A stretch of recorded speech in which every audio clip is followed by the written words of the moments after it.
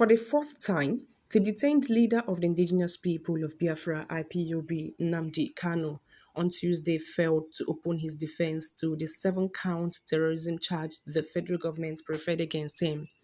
At the resumed proceeding, Kanu, who is conducting his case by himself after he disengaged his team of lawyers, insisted he has no case to answer. He maintained that in the absence of a valid charge pending before the court, there was no legal basis for him to either open his defense or to file and exchange a final written address with the federal government.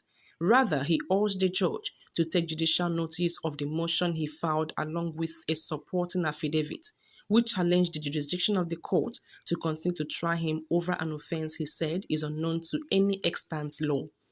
Kanu asked the court to order his immediate release from the custody of the Department of State Services (DSS), where he has been detained since 2021.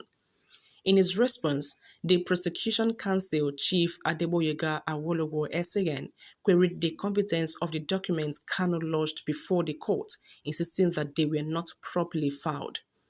The federal government's lawyer prayed the court not to further indulge the defendant, who he said was merely wasting valuable judicial time.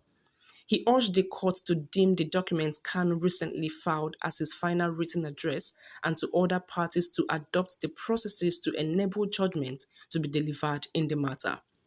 In a short ruling, Trial Justice James Omotosho dismissed federal government's contention that the processes Kanu filed were not competent. Justice Omotosho said the court would take them into consideration in its judgments. Besides, the court said it took notice of the fact that the defendant is not a lawyer and decided to give him further opportunity to consult a legal practitioner for further guidance. Justice Omotosho hinted that the court would foreclose Kanu's right should he fail to defend the charge within the period allocated for him to do so.